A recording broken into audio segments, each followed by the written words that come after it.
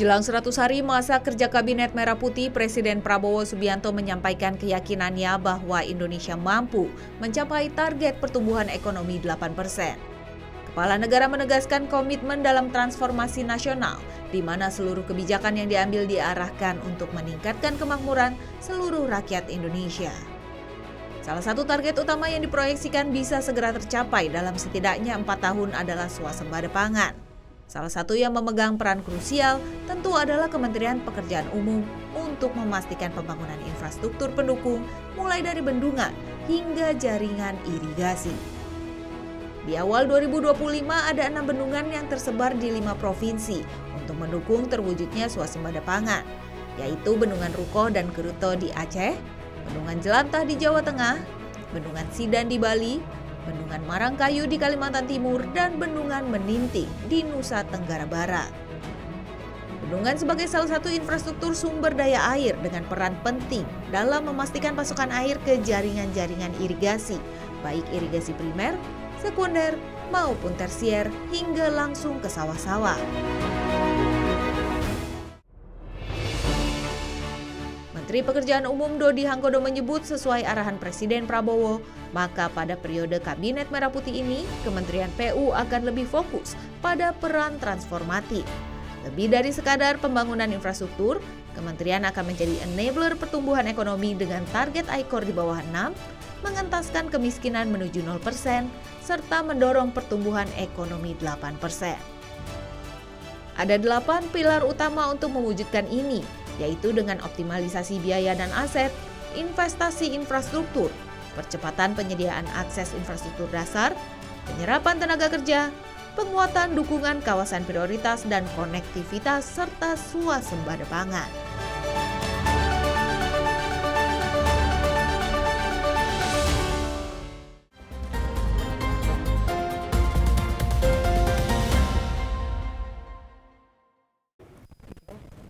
Baik, ada cerita nggak Pak yang bisa dibagi kepada pemirsa terkait dengan proses kerja keras PU untuk membuat bendungan ini? Nah, terima kasih Mbak. Bendungan Jati Gede ini mengokupai buat 5.000-an hektar lah ya.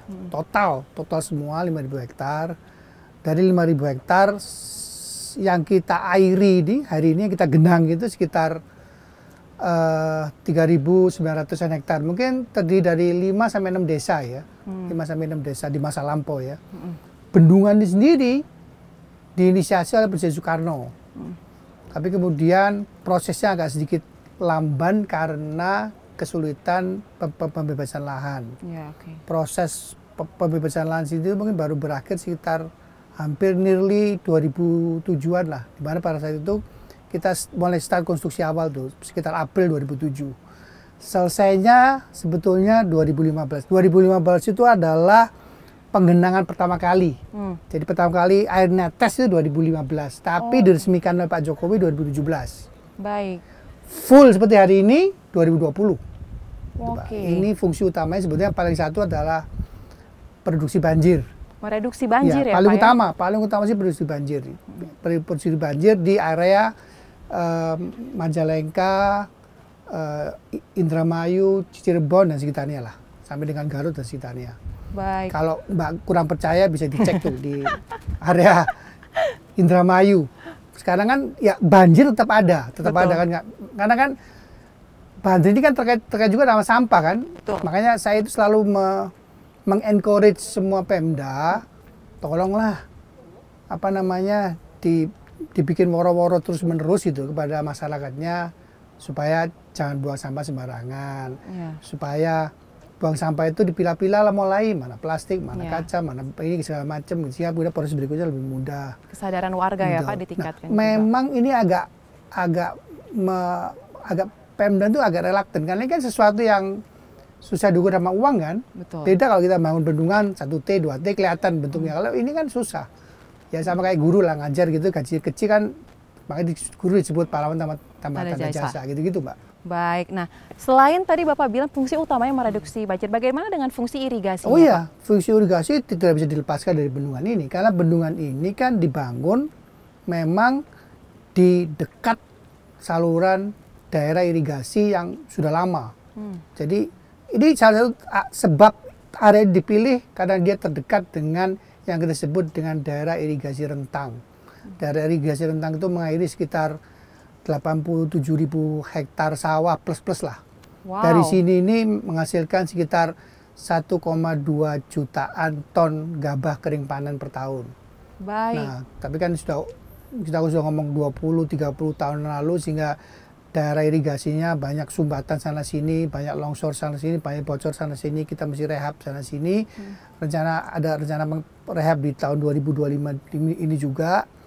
Bekas rehaban-rehaban kita di tahun-tahun sebelumnya, kita harapkan bisa meningkatkan produksi gabah itu sampai dengan 1,9 sampai dengan 2 juta ton gabah kering panen per tahun. Baik, ini ilmu baru lagi nih Pak, bagi pemirsa Berita Satu juga melihat bahwa ternyata bendungan ini sangat multifungsi ya. Sangat multifungsi. Sangat multifungsi keberadaannya, reduksi multifungsi. banjir, Ya. terkait dengan irigasi, Betul. bahkan juga bisa menjadi tempat wisata juga. Betul, ya Pak ya. Di sini makanya bendungan ini salah satu fungsinya itu nggak hanya ngomong ketahanan air, tapi ketahanan pangan, juga ketahanan energi kan. Baik. Kan bisa bikin PLTA, bisa bikin PLTS. Ya, gitu. rencananya kalau PLTS akan dibangun juga ya Pak, dicoba PLTS di sini. rencana ada 100 megawatt. Kita sedang diskusikan dengan PLN, Indonesia Power dalam hal ini, bagaimana kemudian bisa memastikan itu akan terjadi seperti PLTA-nya, kira-kira gitu lah. Oke, ini juga salah satu bagian dari target Indonesia menciptakan energi yang bersih ya Pak, energi yang baru ya. Green energy, terus bagaimana kita bisa bertransformasi secara lebih cepat dari energi fosil menjadi energi baru dan terbarukan. Green energy dan blue energy kita harus tingkatkan dengan cepat. Kita harapkan kurang dari 10 tahun kita bisa bertransformasi penuh kepada green energy dan blue Green energy energy tersebut ya Pak ya. Nah, sekarang saya mau bahas nih Pak terkait dengan PU-nya sendiri. PU, Di bawah oke. komandonya Pak Dodi, PU ingin membuat suatu perubahan shifting kerja, yaitu Betul. menjadi enabler pembangunan. Nah, terkait dengan ini mungkin bisa Pak dijelaskan sedikit apa yang menjadi fokus PU saat ini? Sebenarnya PU ini kan orang-orangnya top-top, hebat-hebat semua lah, pekerja keras semua. Yang kurang dikerjakan itu adalah satu, melihat konektivitas, apa yang dikerjakan si A itu kadang-kadang nggak nyambung sama yang dikerjakan si B. Jadi itu suatu hal yang kita mesti kerjakan. Terus apa sih efek positifnya ke masyarakat sekitar gitu ya? Tidak hanya ngomong ke depan ekonomi naik 8%, tapi hari ini nih kalau lu bangun jalan misalnya warung samping itu kira-kira dampak apa yang dirasakan? Itu sesuatu hal yang saya sekarang lagi encourage teman-teman untuk juga mulai ngeliat tuh. Karena itu kan sesuatu hal yang cepat dan kemudian kita bisa langsung tahu, oh ini kurang begini, kurang begitu kan dari situ. Nah, itu dulu kita lihat tuh, itu dulu lagi.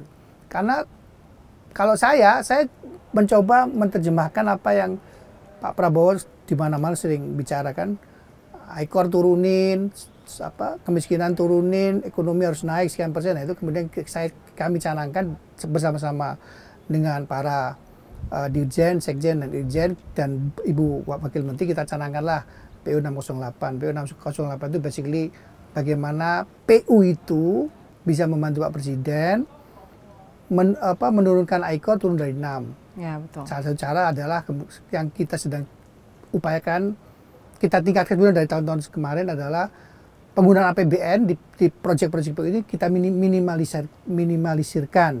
Tapi tingkatkan kolaborasi. Ya, benar. Kita tingkatkan kolaborasi dengan swasta, kita tingkatkan kolaborasi dengan stakeholder di luar. Di luar ini kan banyak uang beredar nih. Betul, tinggal kita bicara dengan mereka.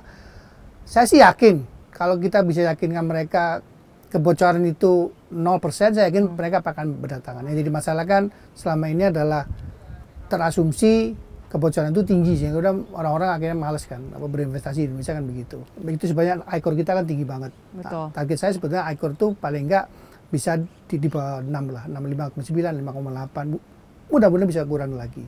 Baik. Yang berikutnya yang 0% itu kemiskinan. Ya, betul. Kemiskinan harus kita dorong habis sampai ke dengan 0%. Jangan ada lagi deh kemiskinan ekstrim, itu nggak boleh lagi dah. Mosok Indonesia sekaya ini masih ada masyarakat yang miskin, nggak boleh gitu. Tidak boleh. Dan terakhir tadi 8 yang ya Pak? Yang terakhir adalah pertumbuhan ekonomi 8%. Baik, nah terkait dengan target-target ini Pak, apakah dari internal PU sendiri menetapkan skala waktu tertentu untuk evaluasi target-targetnya di internal? Oh iya, secara berkala kita harus evaluasi. Ada 3 bulanan, ada 6 bulan, ada tahunan. Biar progresnya terlihat ya Pak ya. Baik, terakhir Pak, pertanyaan saya. Ini merupakan tahun pertama Kementerian PU kembali menjadi PU lagi. Karena kan 10 tahun terakhir, 1 dekade terakhir masyarakat kenalnya PUPR ya Pak ya. Nah, dikomandoi sama Pak Dodi Hanggodo sendiri. Apa yang menjadi harapan Pak Dodi dan apa yang ingin disampaikan kepada masyarakat untuk dapat mendukung juga kinerja dari pemerintahan Prabowo Subianto khususnya melalui Kementerian PU Pak? Silakan. Ya, basically tadi kan saya sampaikan, sebenarnya teman-teman PU ini sudah jagoan semua, hebat-hebat semua. Tinggal kemudian kita lebih sering mendengarkan feedback dari masyarakat sekitar, feedback dari masyarakat-masyarakat yang terkena dampak infrastruktur kita. Feedback itu insya Allah bisa membuat kita lebih kuat lagi, lebih besar lagi. Nah ini salah satu hal yang makanya kan dalam beberapa kali kesempatan saya ke lapangan kan saya mesti ketemu dengan petani. Betul. Dan ketemu dengan petani saya upayakan tidak melibatkan pejabat setempat, karena sudah menemukan pejabat setempat saya tahu jadi diskusinya jadi nggak cair ya Pak? Cair, jadi lebih banyak basa-basinya. Jadi saya nggak mau itulah. Saya ingin benar-benar mendapatkan masukan dari masyarakat. Saya selalu ngomong Bu, dalam setiap kali saya ke lapangan tuh marah boleh, asal jangan saya diludahin atau saya ditampar, kalau fisik janganlah gitu. Saya justru mengencourage para masyarakat itu menginfokan ke kita. Memang di kita banyak kekurangan. Plus yang kedua kan juga anggaran terbatas yang mohon dimaklumi. Yang ketiga kan kita ini kan aturan banyak banget Bu. Jadi saya juga harus menjaga agar kita PU ini kerjanya di real governance yang tepat gitu loh. Kira gitu Bu. Baik, kita harapkan kinerja PU di bawah komando Pak Dodi ini dapat merealisasikan semua program yang disusun sehingga asta cita Presiden yang diharapkan oleh Presiden Prabowo Subianto dan Presiden dapat terrealisasi ya Pak, khususnya swasembada pangan dan juga pengentasan kemiskinan dan juga pemerataan ekonomi tersebut ya. Terima kasih Bapak Dodi telah menerima kami. Salam sehat Bapak. Dan pemirsa, inilah akhir dari berita satu spesial bersama dengan Menteri PU Dodi Hanggodo. Akhir kata saya Soza Hutapea atas nama seluruh kerabat kerja yang bertugas mengucapkan terima kasih atas atensi Anda. Sampai jumpa.